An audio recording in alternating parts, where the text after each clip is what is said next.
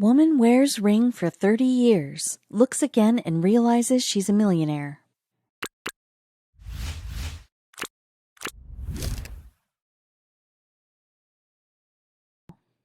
"30 years ago, a woman in London bought an enormous piece of jewelry at a flea market.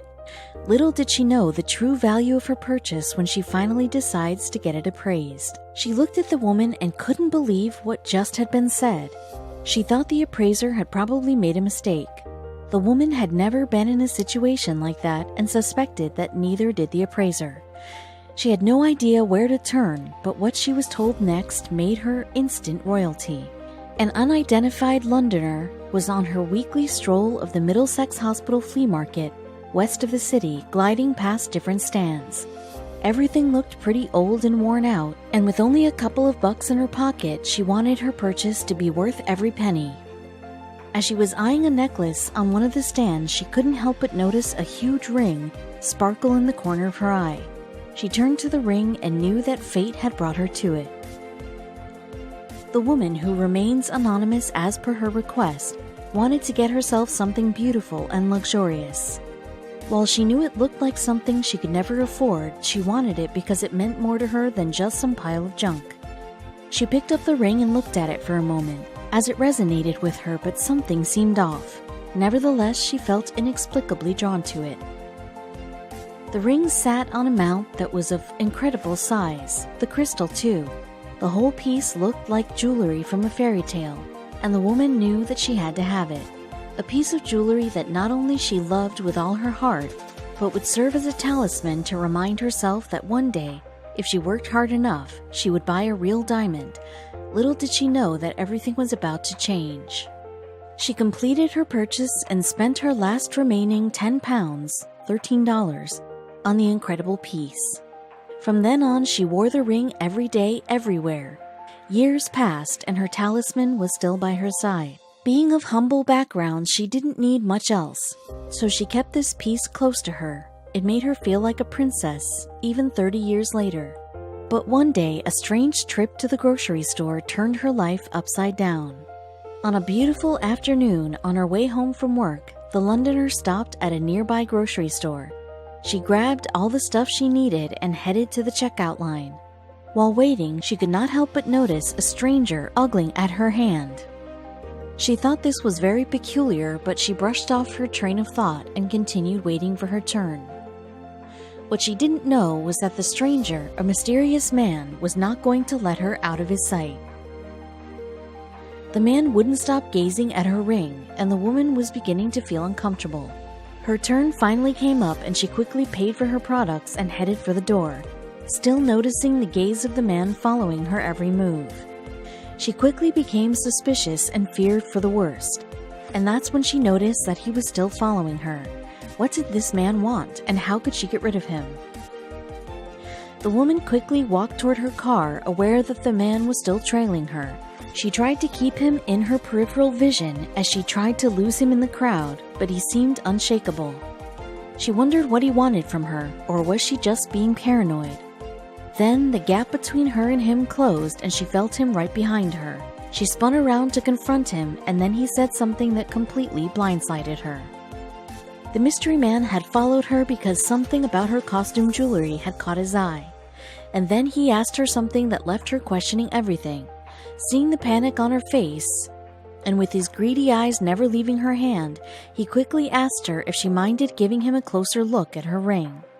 Not appreciating being approached so brazenly by a stranger and suspecting a scam, she rudely brushed him off and hurried away. As she turned to leave, she heard the man yell, "It doesn't belong to you."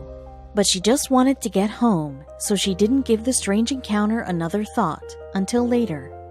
The woman always had her talisman by her side, but one day she was in such a hurry that she forgot to put it on.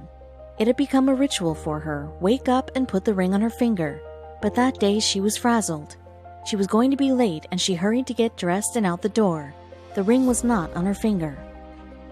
She didn't think much of it, but as she hopped on the subway and her hand held onto the pole in front of her to steady her balance, fear pulsed through her body with such force, she thought she was having an anxiety attack. She needed to do something, but whatever she did, she needed to do it fast. The ring was so incredibly valuable to her that she got off at the next stop and headed back to her house. "I can't believe I left it at home," she thought. And more so after being so paranoid about the man at the grocery store. As she rounded the corner to her house, dread engulfed her. She saw a car speed away, which seemed like it was parked right in front of her drive. She felt immense pressure in her chest and immediately ran through her front door. As she gasped for air in her entrance, she looked back at the door. She had run through it with such force she didn't even think twice about the fact that it was unlocked. That was it. Her talisman was gone, and now she would never know the real value it had. Still, she needed to check to make sure, and what she found made her blood boil even more. As she climbed the stairs 2 by 2, she started in her bedroom. Her initial thought was to look for the ring where she had always kept it. Nothing. It was not there. She knew she should have been more careful. Something was off about that man, and her gut feeling told her so too. Eyes widening, breaths ragged and harsh, she turned her bedroom upside down. She could not find her precious costume ring. But then something jogged her memory. As she entered her bathroom, there it was. The ring stood massively next to the sink in all of its glory. She put it there to remind herself to put it back on after brushing her teeth, but didn't. She couldn't live with this anxiety. She had to do something. She was struggling to pay her bills. That was no secret. All she could think about was the strange man who had an uncanny interest in her ring. He seemed to think her crystal ring might be of some value. Who would it belong to, she thought. The encounter with the man had been enough for her to take the ring to Sotheby's London. Maybe they could answer her questions and relieve her anxiety. She wondered, longingly, if it had belonged to someone famous. The ring was old, the silver had tarnished, and there was a lot of dirt on it. But what secrets was it hiding? A couple of anxious days later, she would finally know the mind-bending truth. The suspense was killing her, and suddenly a sense of dread came over her. What if she had given her prized possession to them and never saw it again? What if all this was a scam devised by the mysterious man who coveted it? Sotheby's said that they had to keep it for a couple of days to run some tests on the stone, and her heart plummeted. Then, Sotheby's Jewelry in London confirmed the stone's authenticity. It turned out that her ring was a giant 26-carat, cushion-shaped white diamond from the 19th century. The Londoner couldn't believe it. Surely they had made a mistake. How could she have been wearing a ring of such value all this time? Sotheby's had all the answers. Jessica Wyndham, who heads the auction house's jewelry department, explained that a ring of such value was probably owned by someone in the royal family in the 19th century, and because the diamond cutting was slightly duller and deeper than nowadays, it could trick people into thinking it's not a genuine stone. With an old style of cutting and antique cushion shape, the light doesn't reflect as much as it would from a modern stone cutting. Cutters work to conserve as much weight rather than make it as brilliant as possible. The antique shape and older style had disguised its true brilliance for all those years.